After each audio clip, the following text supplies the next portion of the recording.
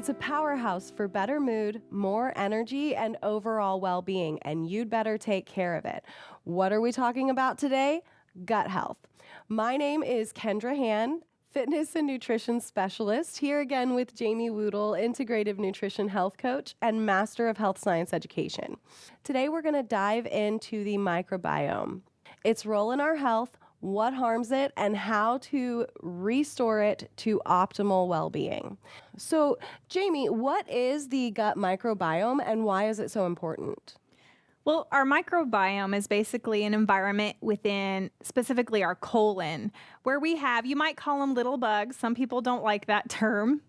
Like that. But it is mostly bacterias with some viruses and some fungi, and they have a very important role to play.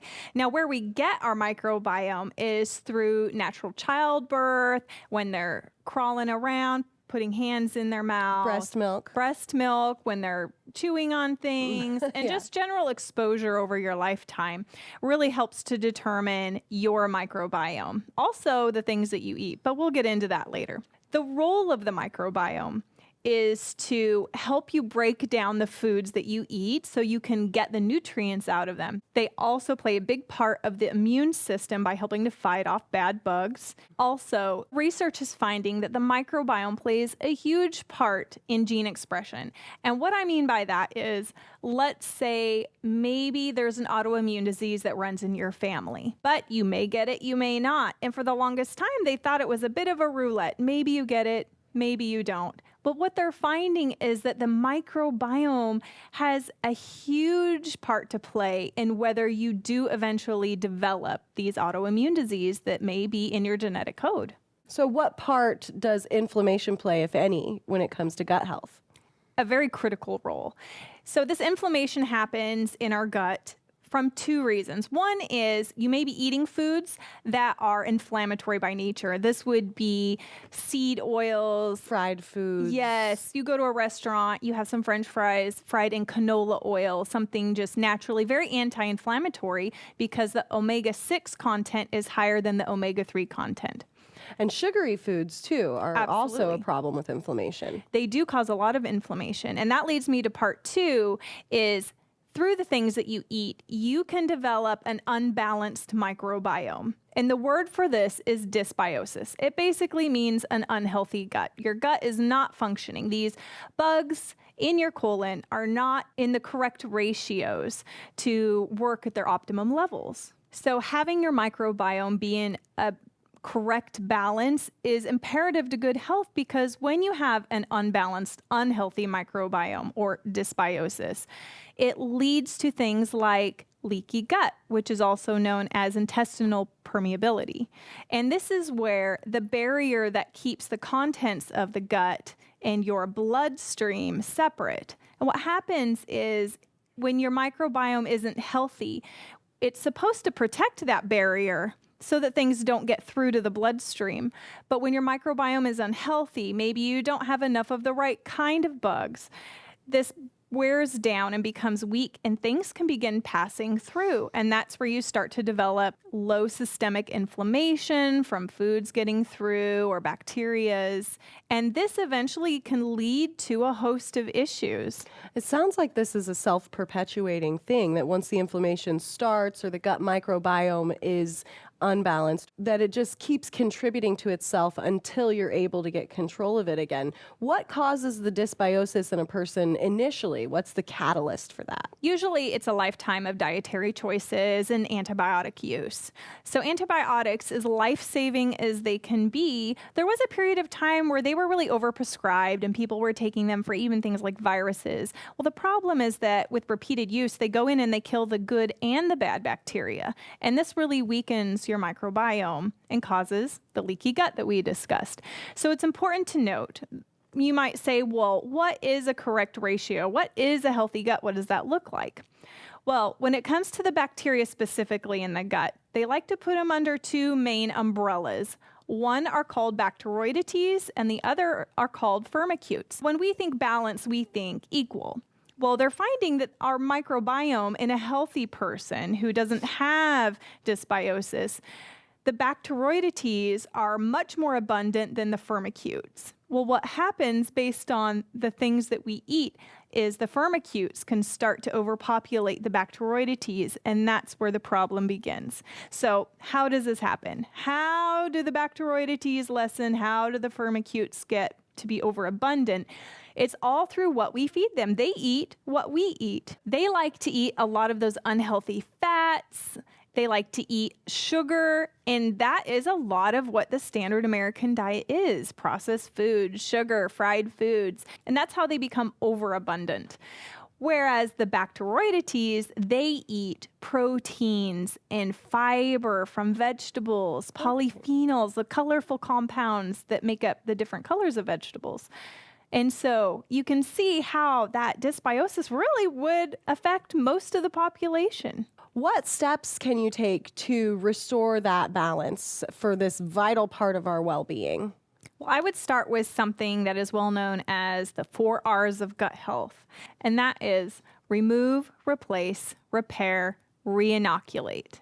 So for remove, you want to remove the foods that are causing this inflammation. That would be those ultra-processed Franken foods, things like a lot of sugar. Remember, the goal is to restore the balance. So you want your bacteroidetes to be overpopulated and your firmicutes to be a little bit less. Any foods your body might be reacting to, so you can find out through a food sensitivity test or in an elimination diet. You also want to remove any unnecessary use of antibiotics.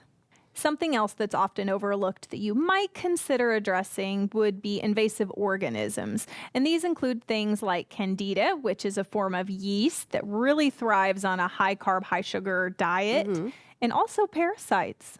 Well, what about somebody like me? I mean, I don't do any traveling outside of the country and very little even locally.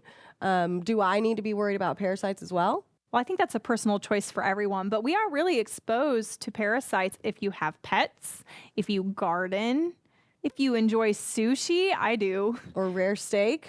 Yeah. So it sounds like everybody should consider strongly doing a parasite cleanse. And we do have a product with Eden's Essentials. It's one of our newer products in liquid form, and you can find yours at edensessentials.com. The second R is replace. You're going to want to replace the things that have been missing from your diet. And this includes things like vitamins, minerals, polyphenols. Well, another thing to consider is the decreased nutritional content in the fruits and vegetables because of our modern farming practices, right? Magnesium, for instance. I did a lot of research recently, and I found that magnesium is something that almost everyone is deficient in. It's used in over 600 body processes, and unfortunately, not something that most of us get from the standard American diet. So supplements are something that can really help when it comes to stopping that self-perpetuating cycle of dysbiosis within our bodies. And if you already have dysbiosis or an unbalanced gut microbiome, then you've already not been able to get the full amount of nutrients out of the foods you've been eating. So you might consider supplementing with a whole foods-based multivitamin. You also want to replace the things that you haven't been eating in your diet that help feed those bacteroidetes. Right. So these include polyphenols, which is the colorful component of fruits and vegetables. So when they say eat the rainbow, they really mean eat the rainbow because it is those rich colors that help feed those good bacteria. You also want to make sure you're getting enough protein and prebiotic fiber. So a couple of examples of a great source of prebiotic fiber would be celery, artichoke, sweet potato, things that have the stringy fibers in them. You could also supplement with fiber. You can, yeah. You can go on Amazon or our website, Eden's Essentials. We have a prebiotic fiber also. Another thing to consider replacing in your diet might be some low-dose over-the-counter digestive enzymes.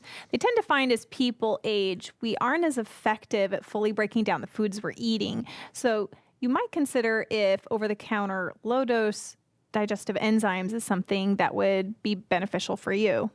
And the third R is repair. Now that you have removed, now that you have replaced, you need to repair. And so how do we repair an unhealthy microbiome? So when you repair, you really want to focus on repairing the damage that has been done to the intestinal barrier. And there are some tools that you could use in the form of supplementation.